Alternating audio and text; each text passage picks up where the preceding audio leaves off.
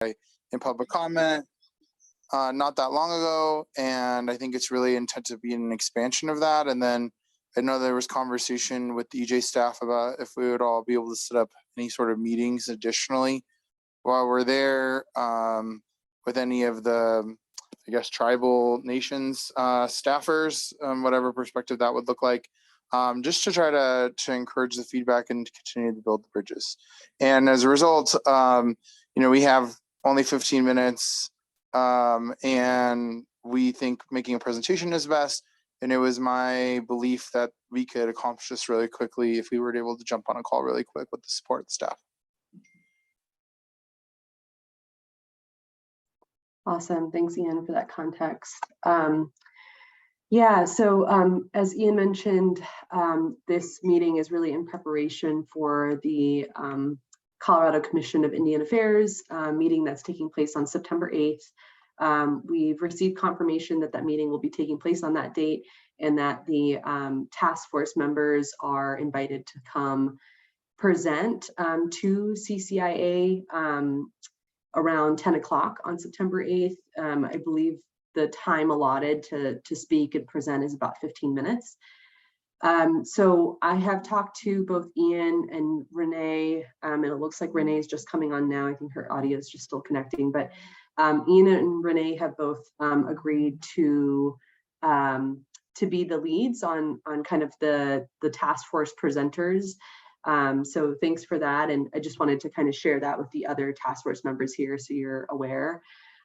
So there's kind of two major orders of business here that we need to talk about over the next 24 minutes. Is one, kind of what content the task force members want to have included in the presentation or like the slide deck that gets presented to CCIA on September 8th. And then also, and Rachel, I see that you're on, and so feel free to kind of pop in here. But Rachel Brian Ocker, our CDPHE tribal liaison, suggested that it might be good for the task force members to kind of write a formal letter to the Ute Mountain Ute tribe, as well as to the Southern Ute Indian tribe, kind of soliciting feedback on the task force recommendations prior to the CCIA meeting, so that there's kind of contact that's been made. And, while Ian and Renee are presenting at the meeting in September, that it's not kind of them hearing any of this information for the first time, that, that there's been contact made before, and it'll be kind of very clear as like a follow-up, like the presentation will be almost like a follow-up to the letters. One thing I will say is that I've, and I'll do a really quick, well, I'll drop this in the chat. And this is the public folder for this subcommittee. So you can see in the public Google Drive areas where we are kind of putting this information, and I'll do a quick screen share for our task force members so you all know where this information is located. So if you're in, and by the way, how to navigate to this folder, if you're in the full task force public drive, go into subcommittees, go into Indigenous Community Engagement. We have a folder labeled slide decks here, and you can see that I've created kind of a CCIA slide deck, and it's a blank presentation. So this is what I'm hoping that we don't necessarily need to craft this today, but Morgan is taking notes in our notes document, which you can also find in the notes folder, where this is meeting for CCIA Prep. And lastly, I've created just 2 blank documents for content for letters that task force members can contribute to. The process that I'm thinking about there is that we'll kind of have 1 or 2 of the subcommittee members here today volunteer to craft some of the language for that letter. Then EJ program staff, as well as Rachel, will kind of review and vet. Rachel was mentioning, there's certain details that we want to make sure that we get down correctly, like making sure that it's addressed to, the honorable so-and-so. So we want to make sure that the letters are crafted in a way that are, just show collaboration and respect as much as we can convey that. So I'll pause there. I just wanted to kind of set the scene and then just give task force members the ability to kind of coordinate with one another. I think we have pretty much everybody here: Ian, Ilda, Jamie, and Renee. And Sheila, thank you for joining as well. So yes, open to kind of any and all discussion about content for the slide deck for the CCIA presentation, as well as kind of coming up with assignments for who wants to spearhead the letters. And I'll pause there to see if there's any questions before we move forward. Jamie, I saw your hand raised for a second.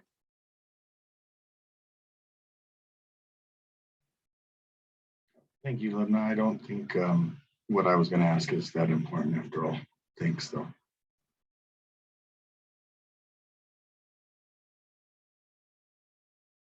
Well, okay. I feel like our presentation needs to have like a who, what, where, why, like what exactly it is. I think we should tell our history of how we got to this place of visiting them, and why it's so meaningfully important to us. I think we need to make them clear about what the timeline is going forward. And I don't know what else needs to go in there, but those seem like pretty top line messaging to me.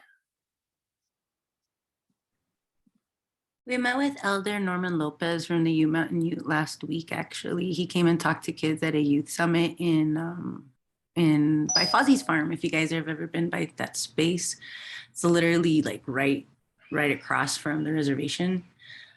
He's worked for CCIA for a number of years. He actually even worked in the Chicano movement with some of our elders. So he's even been in the community for a really long time.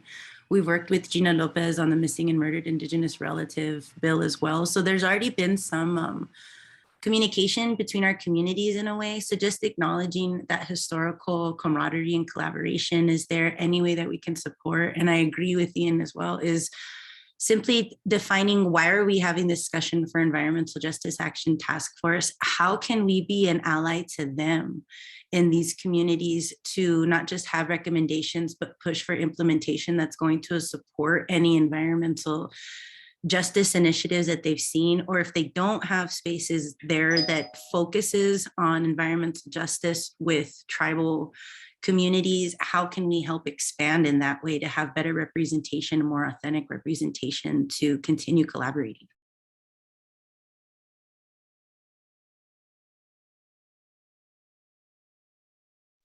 You're here on that, Renee. I think you and I are in agreement in the direction we're trying to go, which is just earnestly coming to them in 15 minutes, doing our best to say why we're here. I think that's a great place to start.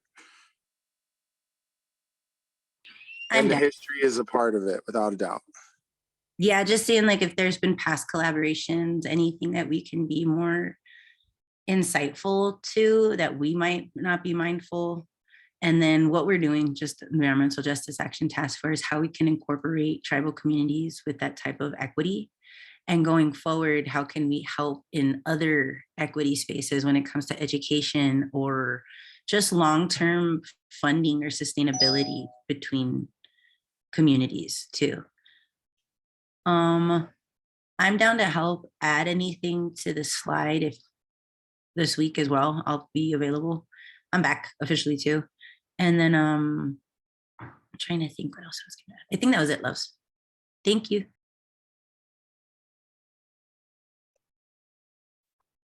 Great. Thanks, Ian and Renee. So I'm not, for the sake of time, I'm not going to go through the slides and kind of populate that now. I think that that's something that I can work on tomorrow and maybe or early next week. So the who, what, where, when, why, the history of how we got to this meeting, and a clear timeline to move forward. We're kind of clear directions. I think kind of some of the supplemental information that you provided, Renee, like, your own experience of like, having just recently met with Elder Norman Lopez and kind of your connections. I think that's kind of personal information that you can weave into the presentation. And again, Rachel, open to hearing any of your feedback on whatever is, what you think is most appropriate. But I figured what I would do is I'll kind of provide just the backbone of the presentation, just as your staff kind of putting some of those slides together. And then I'll make sure that I can update the permissions to give all of our subcommittee members edit access. So I'll kind of send you an email once I have the content in there, and then Ian and Renee especially, but any others on the subcommittee, if you have content to add in there, please do. And it sounds like we need to get these slides over to CCIA by the end of next week, which is kind of why we are meeting quickly. Does that sound like okay next steps, specifically around the slideshow, and does the timing of that seem doable? And Rachel, did I get all of that right, in terms of timing, needing to like get those slides over to you and CCIA by next week? So CCIA's deadline is August 19th. Okay. And so a couple of days, at least a day before that would be great, so that I have a chance to review. I would also recommend sharing with Catherine Redhorse. So, you know, sooner is always better, but we're all working against a lot of timelines. Yeah, I think that's the timeline. You know, there might be some minor edits, and then those slides will be shared with commissioners ahead of the meeting as well. Okay, cool. So just to make sure that we're kind of just ahead, I'll make sure that the permissions are updated and have content in there by early next week. And if subcommittee members could provide their feedback by Friday, August 12th, that way that'll give Rachel and Catherine some time to kind of make sure that they've done a final vet of the slides, and then we can send them over. Ilda, I see a thumbs up from you. Does that plan sound good to go to others? Yeah, Sheila. So, I mean, it sounds like this is really about feedback on the recommendations, that's the purpose of this presentation, is to hear the feedback on our recommendations. Is there anything else that we want to communicate? To open a platform or representation, especially in the Indigenous subcommittee or in other spaces, that we can continue to collaborate in equity when it comes to the Environmental Justice Action Task Force directly with Indigenous communities to speak for themselves. So, so like an invitation. Sorry, Ian. No, it's fine. I'll let you finish. You're good, boo.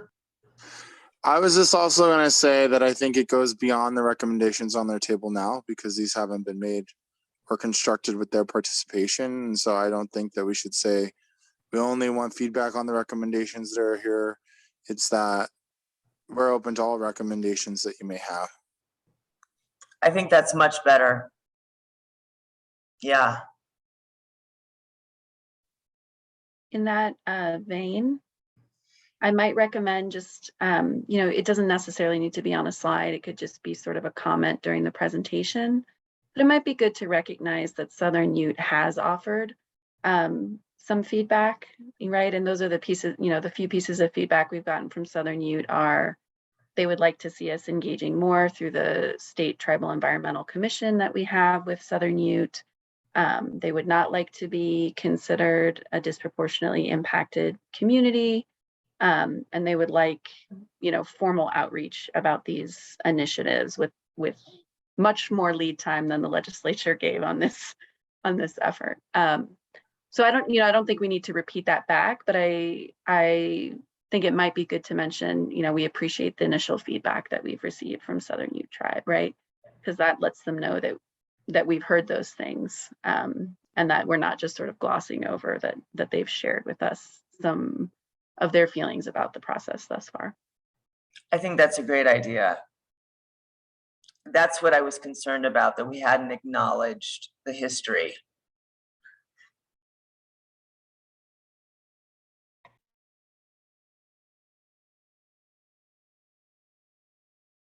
All right, so I put something in the chat here about it feels like formally we should take something with us to give them in good faith as a gesture.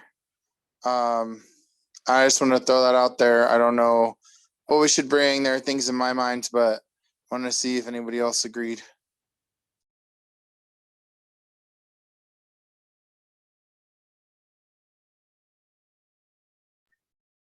I'm okay with that.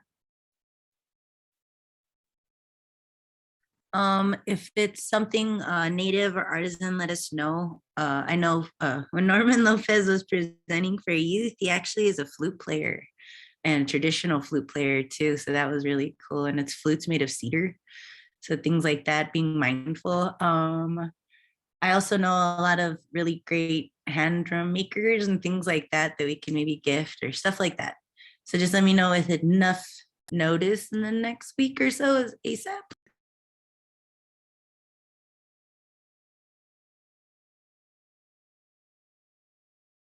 Rachel, what would you advise? Sometimes we get into a tricky space with honorariums and gifts on the state level. And I'll be honest, I don't know how that works with regards to commissioners. But I would think there might actually be some value in pulling some things from your own traditions, because those have meaning to you, and that's a conversation starter and a way to sort of open up a connection. So I think both of Renee's ideas sound really lovely. In the past, I have brought small gifts, things like smoked salmon that are important in my culture, and that's a place to connect. And Lubna might be able to look up any sort of state rules that exist with regards to commissioners and gifting. But my instinct is that if they're small, meaningful gifts, it's probably allowable.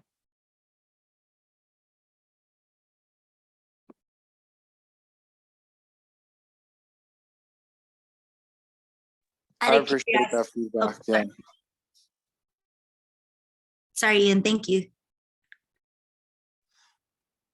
I just said I appreciated the feedback. It made me think of something that I was gifted by my aunt that I would love to share. Aw. Out of curiosity, how many commissioners or how many just board members are we going to be engaging with if it was in person? So there are a number of commissioners, and I really should know off the top of my head. So I represent CDPHE as a commissioner on the commission. It's about half state staff and half tribal and at-large community members. Generally, each tribe, if we're just looking at tribal commissioners, which I think makes sense, they usually have at least 2 representatives per tribe, and they will generally be council members. And then there are 2 at-large Native community commissioners. So folks who are not representing a tribe, but are sort of representing at-large Native community throughout the state. So generally 6 commissioners who would be sort of considered non-state in their representation on the commission. The meetings are public meetings, and they're usually also attended, especially if we're going to be down in Durango, which it sounds like we will be for this meeting. They're also usually attended by tribal staff, so that gets harder to predict. But I think it might make sense to plan for those 6 folks who are sort of the non-state representation on the commission. Thank you. I can do that. And I'll bring extra if that's the case too.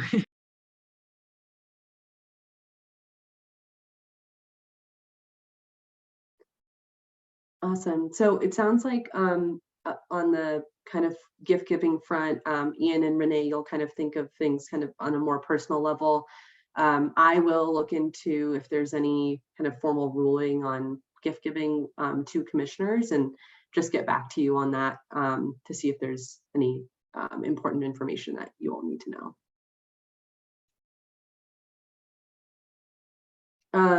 And so Sheila, to your point, I don't know, and Rachel, I'm kind of curious to see what you would think. I imagine that our entire subcommittee attending in person will be difficult. One, we're not entirely sure the meeting is taking place in person yet, right, Rachel? So they just confirmed yesterday that the meeting will be in person. They were hoping to hold it on Southern Ute Reservation, but I think there's some scheduling conflicts with the hotel. So I think it's going to be in Durango, probably at one of the hotels or meeting spaces that are in Durango. So very near Southern Ute Reservation. Okay. So it does seem like it will be in person. Okay, awesome. That's a helpful update. Yeah, so I know that Ian and Renee, you both were talking about making an effort to be there in person. I know I would like to attend in person, and possibly one or two other people from our EJ program staff. I am happy to open up the conversation and see, like, Rachel, what you think in terms of other subcommittee members that are willing and able to attend in person as well. I also just want to make sure that, you know, I don't know in terms of like registration and like how many people can be in the room, that we are being respectful in everything that we do. You know, I did float this by Catherine Redhorse, and I think, you know, these are public meetings, and she thinks increased collaboration is a good idea.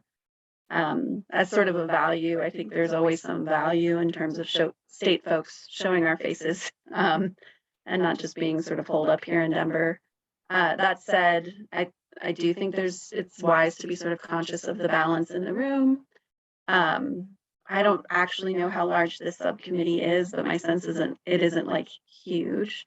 So I would put it back to you in terms of, you know, travel budget and logistics and things like that.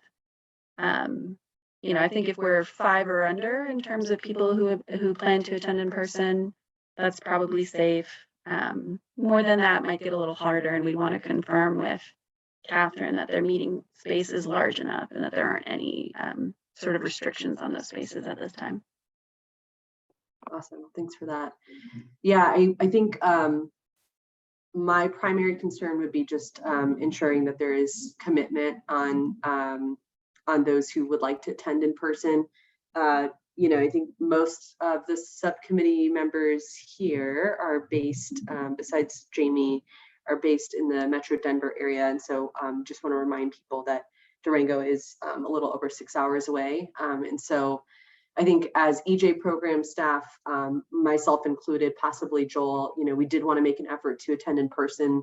As we all know, the task force will be dissolving in November. And so we want to ensure that there is this like relationship that remains between kind of environmental justice efforts at CDPHE and the work with the tribes. And so I think we would just want to be really mindful of that. If subcommittee members would like to attend in person, again, the date is September 8th. If you're like absolutely certain or have a very like strong desire to attend in person, maybe drop your name in the chat so I'm aware and I can do some follow-up with you. Yeah, Ian.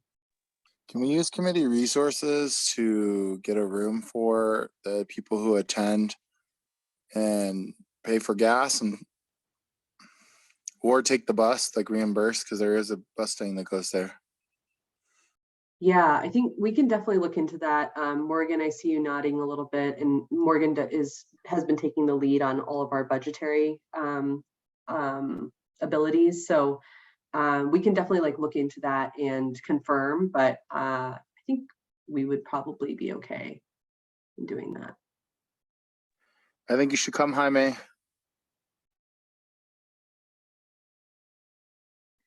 Okay, so I'm seeing interest from all of our subcommittee members, and to answer your question, Rachel, there are 6 members. It's Ian, Ilda, Renee, Sheila, Jamie, and Michael. And so, yeah, maybe I'll send a follow-up email just asking you all to like officially RSVP once we have more details on like the exact location. We have more information on whether or not this is kind of a reimbursable expense for the task force members. Some more to come on that, but I'm really excited to see how, you know, how folks are really inclined to attend this meeting in person.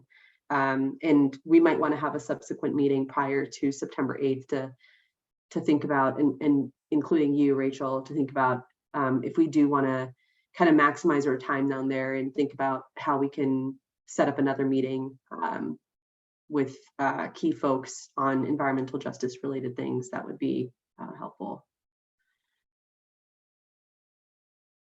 Okay, so right now I have Ian and Renee, Ilda as almost confirmed, and then Michael is a no, and then Sheila and Jamie are maybes. That's kind of what I've just noted, but I will follow up via email. Okay, so the very last thing, I know we are at 4 o'clock, but I wanted to ensure that folks are aware of this letter. And Rachel, I don't know if you want to just take a moment to kind of share a little bit about that, but an effort for the task force members to kind of reach out to both tribal governments and kind of ask for feedback on the draft 2 recommendations. And Ilda, I saw your comments earlier in the chat. The draft 2 recommendations we are still working through. We have about 250 public comments that we're going through right now. And so Joel and I are very busy doing that. I think we will have a draft 2 ready by the 19th. And so that is something that we can include as an attachment in addition to the letter. Not something that's ready now, but at that time it will be. I'll be sending the draft 2 recommendations out on that day because you as the task force members need to review it too prior to the meeting taking place on August 25th. So I wanted to first and foremost see if there's anybody on the task force who's would like to kind of take a first shot at drafting the letter. Ilda, I know at the last subcommittee meeting, you volunteered to kind of help out. I wanted to see if you would still like to do that, and you know, if any others as well. Again, the letter would be located on the, it's just a blank document right now.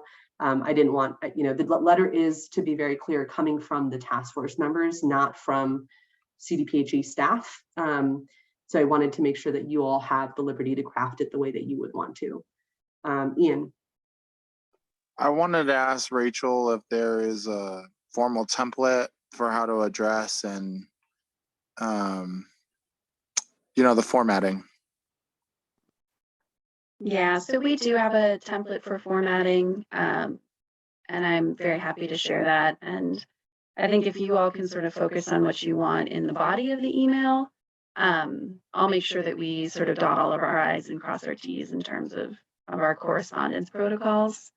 And you know, I don't know that the letter needs to be terribly long. I really think a 1-page letter would suffice. But you know, just really in the same way that you might around, and usually as a best practice, it would be good to do this around the same time you ask for public comment. You would ask sort of specifically and differently for tribal feedback.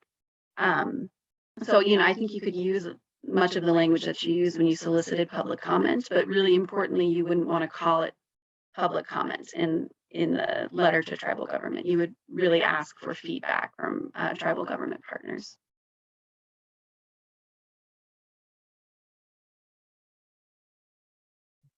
Awesome. Thanks, Ilda and Renee. And Ilda, I saw you need to hop off. So it sounds like what I'll do in terms of next steps is I'll send a follow-up email. I think we have our roles pretty well clarified. And just to make sure everybody's clear in terms of slideshow, I will put in some content and then have our task force members review and provide feedback by next Friday, the 12th. And then in terms of content for the letter, again, that'll be included in the follow-up email, but Renee and Ilda, I'm seeing that you two will kind of take the lead on developing content for the letter. Any others, I'll make sure that all the subcommittee members have edit access. So if any others would like to contribute as well, again, the deadline for that would be Friday as well. And then Rachel would kind of vet it, make sure that we have everything done in appropriate format, and then we would send it along with the attachment of the recommendations themselves. Does that all sound good to folks?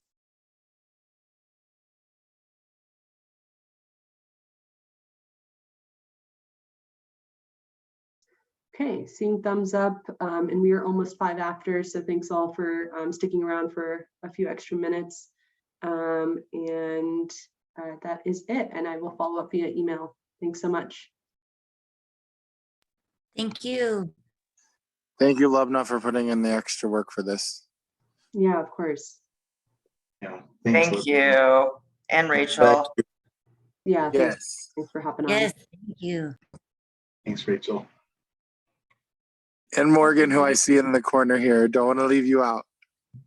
Yeah, and you and Renee too, Ian.